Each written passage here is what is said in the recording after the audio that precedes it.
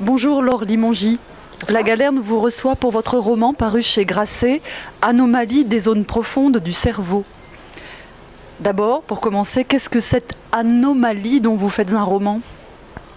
Alors en fait, le point de départ est assez atypique, du moins pour moi. Il m'est arrivé, l'idée m'en est arrivée assez tard en fait. Je pense qu'on m'aurait dit que j'aurais choisi ce thème il y a quelques années, j'aurais sans doute trouvé ça une très mauvaise idée. C'est une migraine dont je souffre qui s'appelle l'algie vasculaire de la face depuis plus d'une dizaine d'années. Donc c'est-à-dire c'est le genre de choses qu'on a tendance plutôt à cacher, à ne pas s'approprier en tout cas comme matière artistique et matière littéraire. Et en fait je me suis rendu compte il y a 2 ans que bien au contraire c'était là un champ d'expérimentation et artistique extrêmement fertile. Et donc voilà, le déclic s'est passé et j'ai décidé d'en faire un livre. Vous parliez de matière, il y a des matériaux divers qui nourrissent votre roman. Oui, effectivement, l'algie vasculaire de la face et l'anomalie des zones profondes du cerveau et la migraine, c'est le point de départ, mais après, le livre va dans plein d'autres directions. J'allais dire c'est un prétexte, c'est pas le cas, mais en tout cas c'est vraiment... c'est une sorte de matrice, et de cette matrice naissent beaucoup de choses. L'idée, c'était vraiment pas du tout de faire ni un témoignage, pas de parler de mon cas particulier, mais bien à travers oui, on peut dire une épreuve personnelle, mais qui peut être l'épreuve de beaucoup de gens à travers plein d'autres choses, de créer une sorte de livre étoilé, et qui pose plein d'autres questions, des grosses questions relatives à la maladie, à notre façon de réagir devant la souffrance, à la manière aussi dont la maladie, finalement, j'ai réfléchi à ça petit à petit, et en tout cas notre capacité à souffrir, c'est vraiment ce qui fait de nous des êtres humains. Et donc il y a une sorte de beauté, à mon sens, à essayer de tisser des liens entre les gens à travers cette question. Donc du coup, c'est vrai que le livre, il y a une forme qui s'est imposée immédiatement, qui est une forme de récit enchâssé. C'est pas du tout un livre linéaire, même si il y a on peut suivre plusieurs fils. Il y a certaines linéarités, mais j'avais vraiment envie d'en faire une sorte d'enquête, quelque chose de plein de vie, et de poser aussi une question qui est importante quand on parle qui dit maladie, dit avancée scientifique, discours médical, etc., qui est la question de la connaissance. Parce qu'en fait, on n'arrête pas de se rendre compte, genre le mardi, on se rend compte que le lundi, on ne savait rien. Enfin, tout est toujours découverte sur découverte fracassante, etc. Et donc, je voulais rendre compte de certaines personnalités scientifiques, certaines, ou même dans d'autres domaines, qui ont été plutôt iconoclastes, dont les découvertes ont été suffisamment fracassantes pour choquer en général l'opinion commune et faire avancer les choses. Alors dans cette collection de ce qu'engendre la maladie, comment y introduisez-vous la fiction ? Alors, en fait, par plein d'aspects, mon projet de départ était un projet littéraire, un projet de fiction de toute façon, dans le sens où c'était pas un témoignage, comme je l'ai dit, et il m'a semblé intéressant de travailler cette zone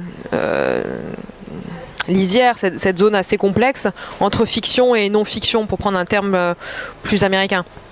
Parce que c'est vrai que je me suis servi d'un domaine existant, avec beaucoup de références, que ce soit des références médicales ou dans toutes les autres, entre guillemets, digressions, c'est jamais vraiment des digressions. Il y a beaucoup de matériaux, beaucoup de références qui sont justes, qui ont fait l'objet de recherches.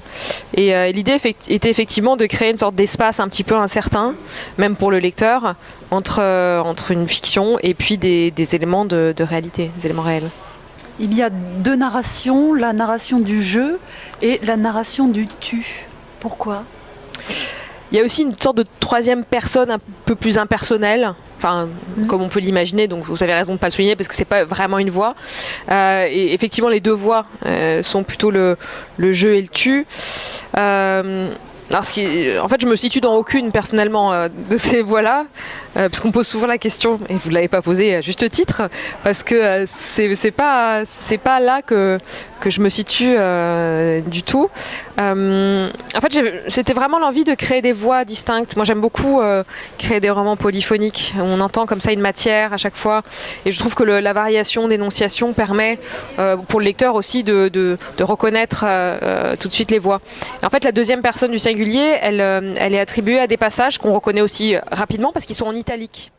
Donc les autres parties sont sur des sujets extérieurs. Ça peut être donc soit cette question de la maladie, de l'archéologie, des séries télé, l'étrange créature du lac, etc. Donc certains sujets. La première personne, c'est plutôt les discours des patients, des gens qui expriment une subjectivité par rapport à cette question de la maladie. Et en fait, la deuxième personne du singulier est plutôt attribuée à ces passages en italique qu'on reconnaît immédiatement quand on feuillette le livre et qui sont très différents. Ce sont des passages plutôt bucoliques. Pour le coup, c'est vraiment une sorte de roman dans le roman, une narration dans la narration. Ce sont des passages qui se passent au bord d'un lac. C'est le lac Léman, on le comprend petit à petit. Et qui sont comme des espèces de pauses contemplatives dans le récit. Et donc ces passages-là sont exclusivement à la deuxième personne du singulier. Quant à l'organisation que vous en faites donc, de toutes ces matières, est-ce qu'on peut parler de composition ? Comme on compose de la musique ou même un tableau d'ailleurs, parce que c'est très visuel aussi. Votre comparaison est très très juste, parce que moi, dans mes livres précédents, j'ai beaucoup de références à la musique. Enfin, je suis aussi musicienne au départ, même si maintenant je suis amateur, mais la musique est vraiment très importante pour moi. Et dans mon livre Fonction Elvis, c'était aussi une manière de tenter une écriture rock. Dans Soliste est écrit en fait d'après la structure des variations Goldberg de Jean-Sébastien Bach. Donc c'est vrai qu'à chaque fois, ce rapport à la musique est pour moi très, très puissant dans ma façon d'écrire et en tout cas dans la structure de l'écriture. Donc c'est drôle parce que j'avais l'impression que je me dis tiens, pour une fois je ne parle pas de musique, mais vous voyez, en fait il y a toujours quelque chose comme ça qui informe le texte. Vous racontez la douleur dans le livre. Est-ce qu'il faut passer par la fiction pour donner à comprendre la douleur ?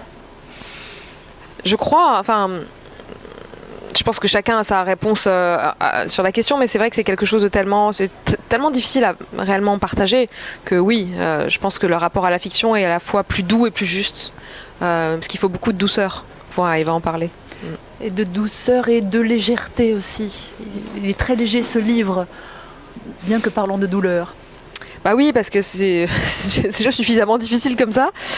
C'est vrai que oui, la légèreté, c'est essentiel. Je pense que c'est pas simplement à travers ce type de maladie particulière, mais je pense que tous ceux et tous les humains, c'est le cas, qui ont traversé une épreuve quelle qu'elle soit, savent qu'il y a toujours un besoin d'apesanteur et de légèreté, et un besoin d'horizon, qui fait que la situation présente est vivable et qui fait qu'on pense à la suite.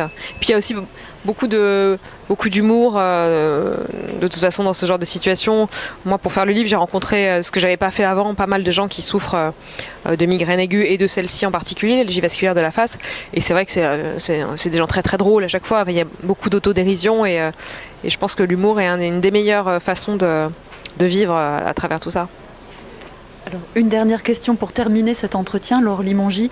Quel livre ou quel auteur aimeriez-vous conseiller à vos lecteurs ? C'est toujours une très vaste question, parce que je peux rester 3-4 heures avec vous pour non ? Bon.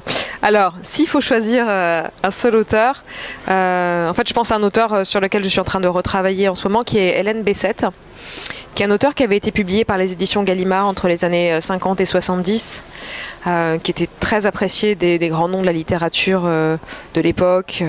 Marguerite Duras disait lisez Hélène Bessette, enfin voilà, qui est un petit peu même carrément tombé dans l'oubli, pour être totalement sincère, et que j'ai republié dans ma collection L'Orly aux éditions Léo Cher à partir de 2006.